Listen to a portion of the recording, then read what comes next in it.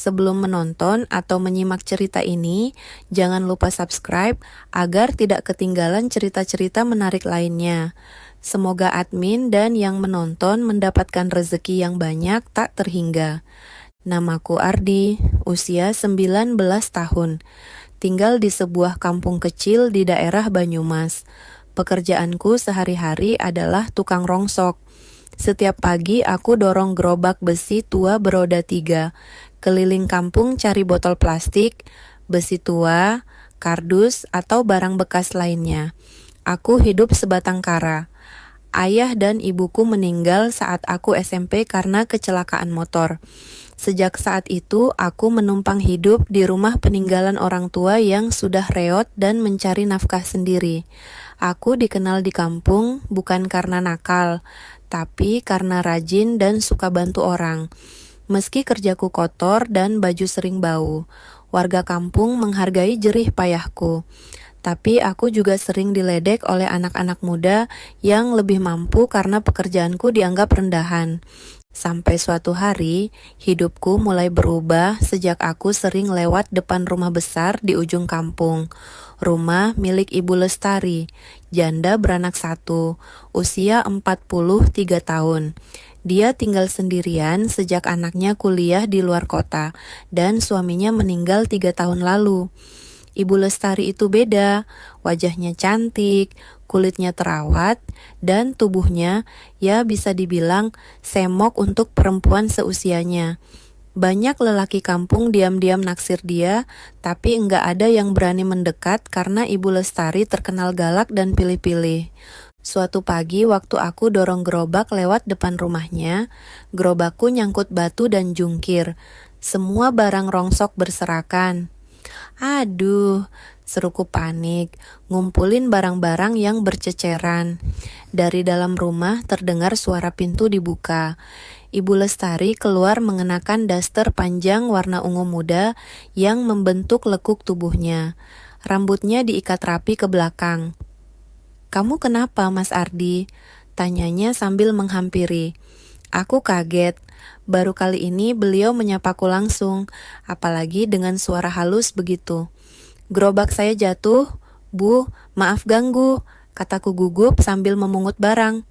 "Udah, sini biar saya bantu," katanya lalu ikut memunguti kardus. Aku bingung setengah mati. Seorang janda kaya yang biasa pakai parfum mahal, tiba-tiba mau jongkok bantuin tukang rongsok.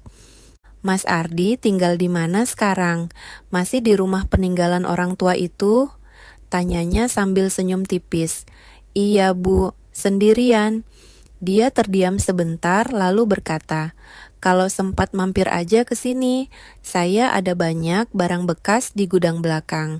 Siapa tahu bisa Mas Ardi ambil." Aku mengangguk cepat. "Makasih banyak, Bu." Itulah awal pertemuan kami yang membuat jantungku mulai tak karuan tiap kali lewat depan rumahnya. Sejak hari itu, hampir setiap minggu aku dipanggil ke rumahnya. Katanya mau buang barang, tapi kadang-kadang cuma suruh bantuin nyapu atau angkat galon. Hingga pada suatu sore, saat gerimis turun tipis, dan aku baru selesai bantuin Ibu Lestari bersihkan lemari tua di gudangnya. Terjadi sesuatu yang tak pernah aku bayangkan sebelumnya. Sore itu gerimis mulai turun ketika aku selesai membersihkan lemari tua milik Ibu Lestari. Baju dan tanganku kotor oleh debu dan sarang laba-laba. Aku berdiri di halaman belakang rumahnya, bersiap mendorong gerobak pulang. "Enggak usah pulang dulu, Mas Ardi. Gerimis masih deras. Nanti masuk angin," ucap Ibu Lestari dari teras belakang. Ia mengenakan baju tidur panjang, tapi kainnya tipis dan menempel ke tubuh karena lembab terkena udara dingin. Aku hanya bisa berdiri kaku sambil senyum canggung. "Enggak apa-apa, Bu. Saya biasa kehujanan." Dia menggeleng pelan. "Masuk aja dulu, mandi di dalam, badan kamu kotor, di kamar mandi belakang ada handuk bersih, nanti Bude bikinin teh panas." Aku sebenarnya ragu, tapi hawa dingin dan rasa capek membuatku menyerah. "Baik, Bu, terima kasih." Aku masuk lewat pintu dapur. Rumahnya bersih dan harum. Wangi bunga melati bercampur kayu manis dari lilin aromaterapi. Aku mandi cepat lalu mengenakan kaos longgar yang sudah disiapkan di gantungan. Badan terasa lebih segar, tapi jantungku malah berdebar. Saat aku keluar dari kamar mandi, Ibu Lestari sudah duduk di ruang tamu menyodorkan teh panas. Sini duduk, Bude bikinin pisang goreng juga masih hangat. Aku duduk di karpet agak jauh darinya. Tapi tak lama kemudian dia mendekat dan duduk di sampingku. Jarak kami hanya sekitar sejengkal. Hening beberapa saat, hanya suara hujan dan detak jantungku yang makin cepat. Mas Ardi, kerja keras banget ya, ucapnya sambil memandangku. Jarang ada anak muda jujur dan sopan kayak kamu. Aku salah tingkah. Saya cuma usaha, Bu. Mau makan, ya harus kerja. Dia tertawa kecil. Tapi kamu pantas dapat lebih, Mas. Lebih dari sekadar nyari rongsok. Aku menoleh. Pandangannya tajam, penuh sesuatu yang sulit kuartikan. Tiba-tiba dia menyentuh tanganku. Mas Ardi, pernah merasa kesepian enggak? Bisiknya lirih. Pertanyaan itu membuat leherku kaku. Aku hanya bisa mengangguk pelan. Sama, Bude juga begitu, katanya sambil menggenggam tanganku lebih erat. Aku menatap wajahnya. Ada air mata menggantung di sudut matanya. Mungkin karena kesepian atau karena terlalu lama memendam perasaan yang tak pernah dia bagi pada siapapun. Dan di detik berikutnya, entah siapa yang memulai, tubuh kami saling mendekat. Aku tidak tahu apakah ini benar atau salah. Tapi malam itu, suara hujan di luar seolah menjadi saksi dari dua jiwa kesepian yang menyatu dalam sunyi. Pagi itu aku terbangun di sebuah kamar yang asing, tapi terasa hangat. Udara sejuk masuk dari jendela kayu besar yang menghadap ke taman belakang. Di sebelahku, Ibu Lestari masih tertidur pulas. Daster tipisnya kusut, rambut panjangnya terurai berantakan di bantal. Aku langsung duduk bingung dan deg-degan. Apa yang kulakukan semalam? Perasaan bersalah bercampur bahagia membuat pikiranku kacau. Belum sempat aku beranjak. Tangan Ibu Lestari memegang lenganku. Mas Ardi, jangan pergi dulu. Aku menoleh pelan. Wajahnya tampak tenang. Berbeda dari sosok galak dan tegas yang biasa dilihat warga kampung. Bu, semalam kita... Aku tak mampu melanjutkan kalimatku. Dia tersenyum tipis, lalu duduk pelan sambil membetulkan rambutnya. Semalam bukan kesalahan, Mas. Bude sadar apa yang Bude lakukan dan kamu juga tidak memaksa. Aku terdiam. Aku hanya seorang tukang rongsok dan dia adalah seorang janda kaya yang disegani di kampung. Tapi kenapa dia memilih aku? Kenapa Bude bisa sampai dekat sama saya? Dia menatapku dalam. Karena kamu tulus, karena kamu tidak pernah lihat Bude sebagai wanita janda kaya, tapi sebagai manusia yang butuh ditemani. Aku menghela napas panjang. Di satu sisi, perasaanku mulai tumbuh, tapi di sisi lain, aku tahu semua ini bisa jadi bumerang. Apalagi kalau warga kampung sampai tahu. Hari-hari berikutnya, aku makin sering ke rumah Ibu Lestari, tapi tidak lagi sekadar ambil rongsok. Kadang aku datang hanya untuk duduk dan berbincang, atau bantu dia belanja ke pasar.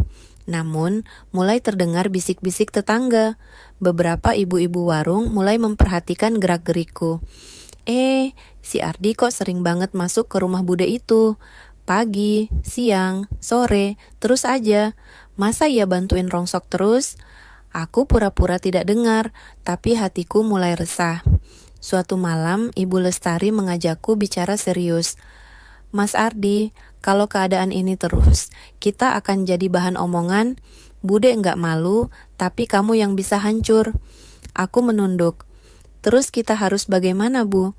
Dia diam sejenak lalu menjawab perlahan. Kalau Mas Ardi siap, kita nikah diam-diam. Aku terkejut. Nikah? Ya, Bude serius, tapi bukan nikah resmi dulu. Kita ijab siri saja. Bude kenal ustaz yang bisa bantu. Bude tahu kamu masih muda, tapi Bude juga wanita. Butuh tempat bersandar, bukan hanya hartaku. Aku terdiam lama. Dunia rasanya terbalik. Aku yang tadinya cuma tukang rongsok, kini dihadapkan pada pilihan besar. Dan malam itu aku menatap wajah wanita 43 tahun di depanku. Dan aku tahu hidupku takkan sama lagi. Beberapa hari setelah pembicaraan malam itu, aku masih gelisah. Aku belum benar-benar yakin, tapi juga tak ingin kehilangan Ibu Lestari. Perasaan dalam hatiku padanya tumbuh setiap hari. Bukan hanya karena kedekatan fisik, tapi karena ketulusan dan perhatian yang tak pernah kuterima sejak orang tuaku tiada. Suatu malam setelah salat Isya, Ibu Lestari mengajakku bertemu dengan seorang ustaz tua yang tinggal di kampung sebelah. Namanya Ustaz Hasan, orang yang dikenal bijaksana dan sering membantu orang-orang yang punya masalah rumah tangga tanpa memandang status. Kami duduk di teras rumah Ustaz Hasan, diterangi lampu redup dan diterpa angin malam yang lembut.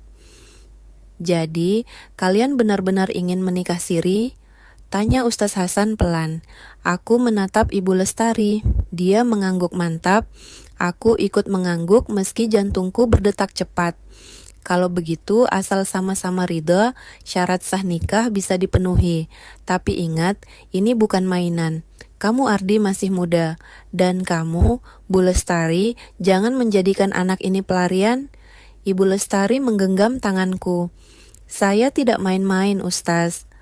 Dan malam itu juga, hanya disaksikan 2 orang saksi, aku mengucap, saya terima nikahnya Lestari binti, nama ayah Lestari, dengan mas kawin seperangkat alat syalat dan uang 500.000 rupiah tunai. Setelah itu, suasana sunyi, ada rasa tenang sebesar-besarnya dalam hidup.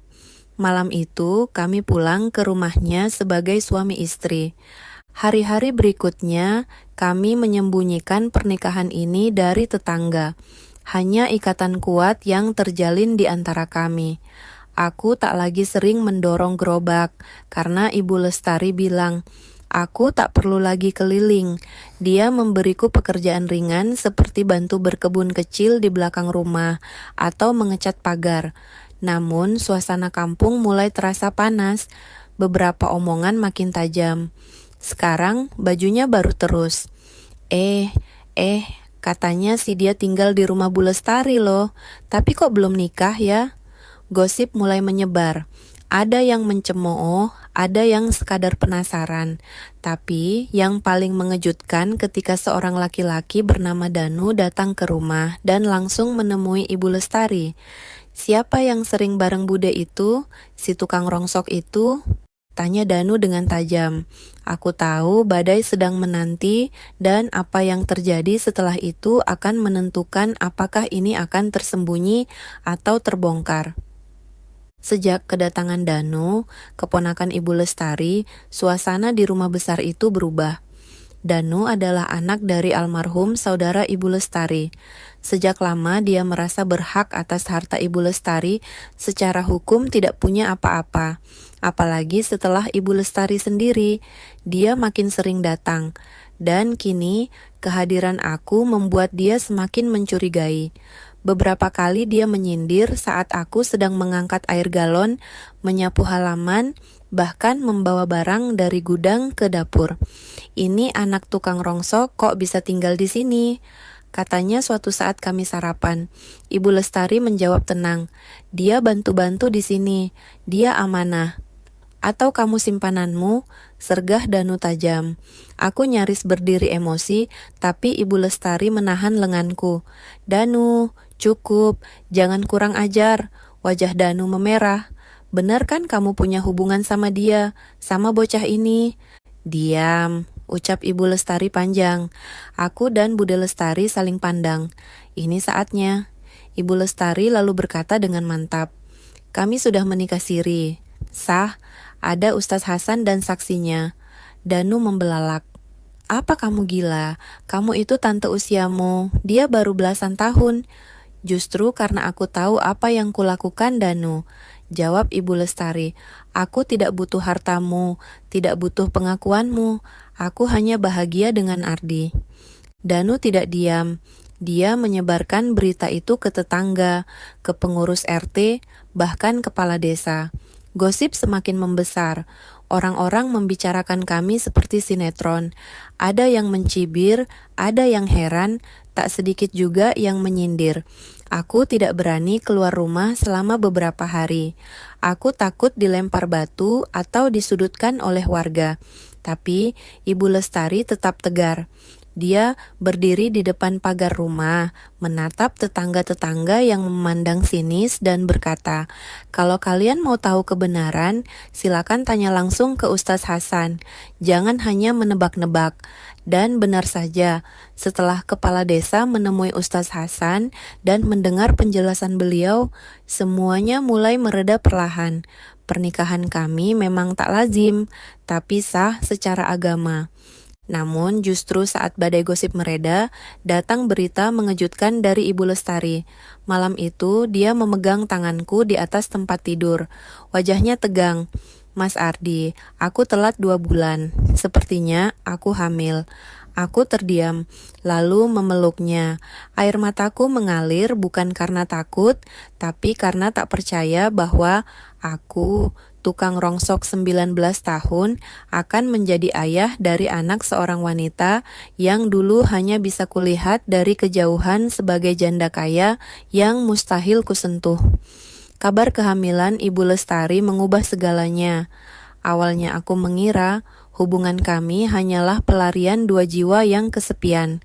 Tapi sejak itu, aku sadar aku telah membentuk keluarga.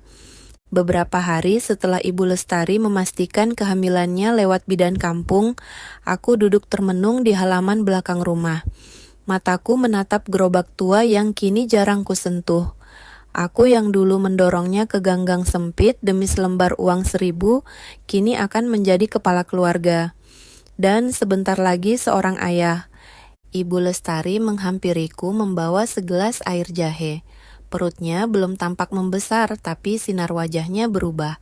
Ada ketenangan, ada bahagia, meski juga ada cemas yang ia sembunyikan.